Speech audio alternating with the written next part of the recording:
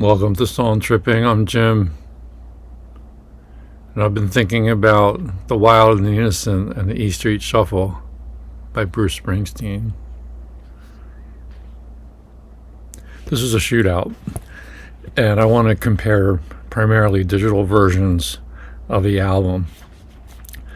I have to say this is one of my favorite Bruce Springsteen albums. It's right up there with Born to Run amongst my favorite ones.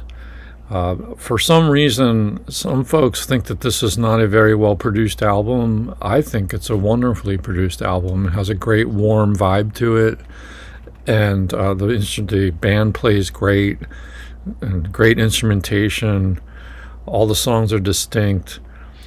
It's Bruce, to me, at his best, exuberant, full of youthfulness, energy, prodigious outpourings of emotion and lyrics and poetry.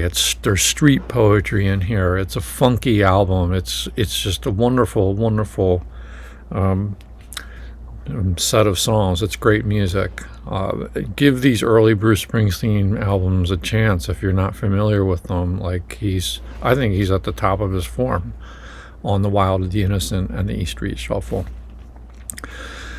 So what are the digital versions I'm going to compare? The first is this. It's the Mobile Fidelity Sound Lab version, which just came out this year. Note that it's not an original master recording. I don't know the provenance on this, if they didn't have access to the master tapes, or the master tapes were not in good enough condition. I'm not sure what tape copy they used here, but you expect something that cost more like this to sound a bit better, and we'll compare it in a second. I'm also going to compare this to an OG CD. This is just your garden variety. I don't know when they reissued the Bruce catalog, but this goes back to the 80s or 90s.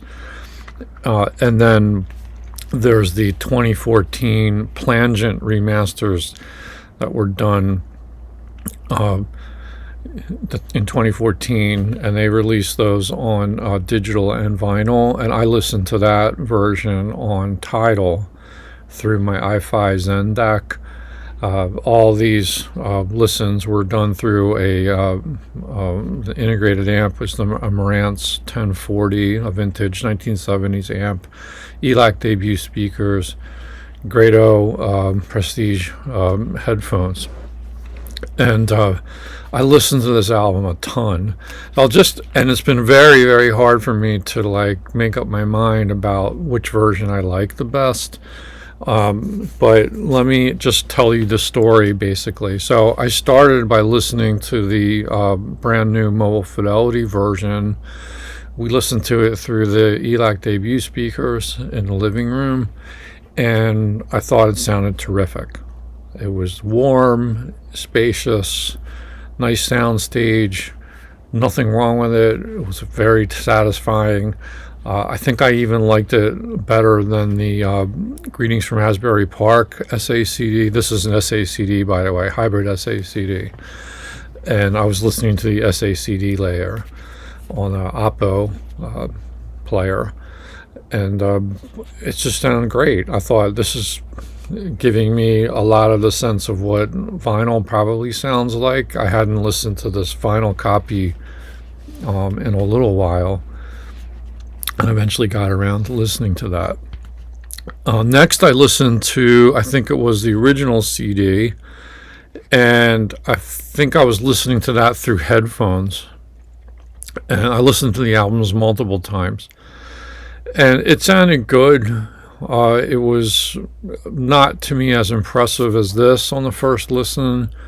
I detected a certain smeariness in the sound, a sort of a squishiness, but on the whole it was nice. I think it just didn't have something. There's some, you heard it in the cymbal hits and the snare hits and some sibilance on his vocals, Bruce's vocals. And it just seemed a little bit I would just use the word smeary. If hopefully you know what that means or what that sounds like. But not bad, not bad on the first listen. But for the time being, this one was like winning. And then I listened to the title version, which is those 2014 remasters. What they did with those, I'm not an expert on the plangent process, but it's some kind of hardware software solution which tries to correct for wow and flutter and timing issues in the original tape. And so they kind of tighten up the timing of it. And listening to those remasters through the headphones initially, I thought very good, very, very good. A lot of detail in that version. Things sounded sort of crisp, articulate. Timing did sound tighter, and it also is louder. So this version, you're going to have to crank up the volume to really start to hear the detail and the sort of full spectrum of everything. That is an important distinction. So the title, the digital remaster from 2014, whether you have it on CD or SACD, I haven't heard the vinyl issues of that, but louder, more prominent. Not painfully loud. I wouldn't say it's brick wall mastered or anything like that, but it's definitely more bite to it, more articulation, more detail. And for the time being, in like the first round of this bout, I think I like the title 2014 digital remaster probably the best. But the story doesn't end there. So then I turn to the vinyl. This is just a standard OG vinyl copy I got many, many, many years ago. And just hands down, this was the best sounding of them all. Long story short, played it on the Fluence RT85 turntable with the Ortofon Blue 2M cartridge. And especially side one just blew me away, like how great that sounds. Like everything was there that you want from vinyl. The analog warmth, the sort of nothing sounding harsh, deep, booming sound stage. There's so much going on with the instruments on this album as you move from song to song. So you take a song like, here's your track list, like E Street Shuffle, for instance. What a funky track that is. Lots of clavinet, lots of bite to that, snarl, and then horn sections and the bass. The bass work by Gary Talent on this album is incredible. And that's coming through on the vinyl. You go to a song like 4th of July, Asbury Park, Sandy, which, coming from the Philly area, not far from the Jersey Shore where we used to go for vacations, like this just brings that all back, like that swirling accordion sound, like acoustic guitar. You can just kind of feel the sand and smell the salt air on a song like that. And in vinyl, everything breathes, everything's just sort of, coheres really nicely on that one.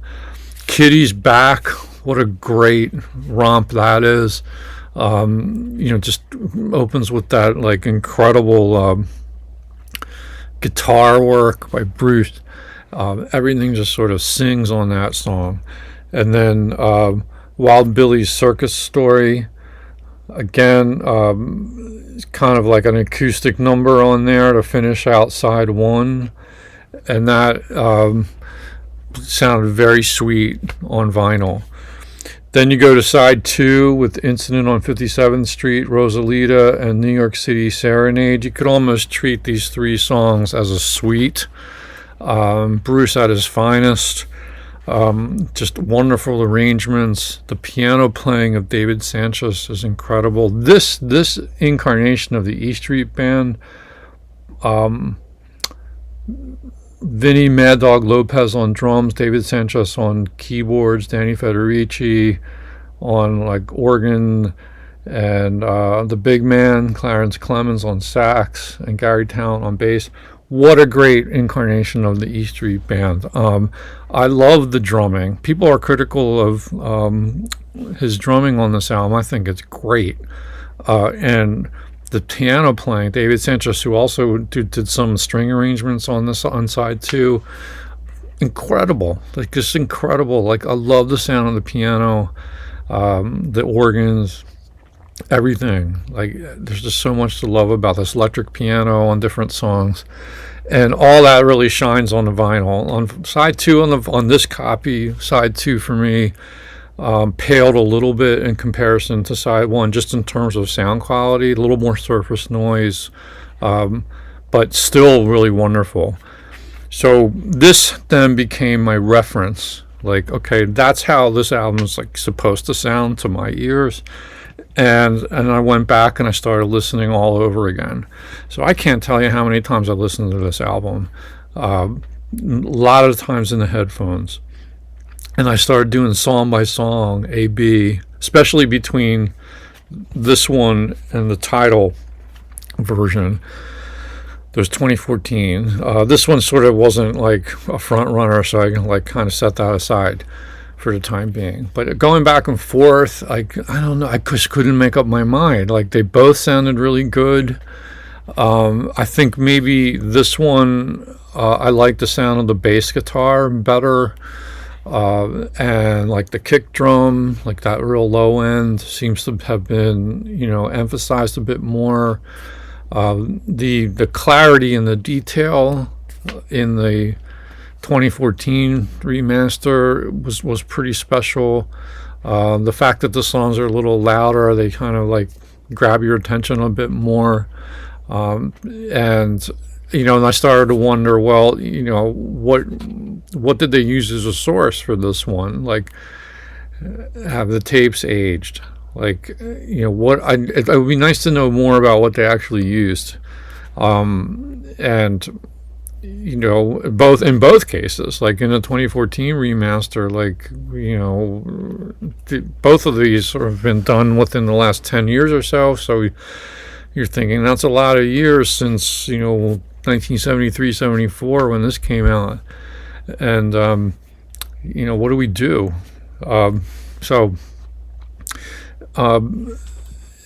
Anyway, I digress.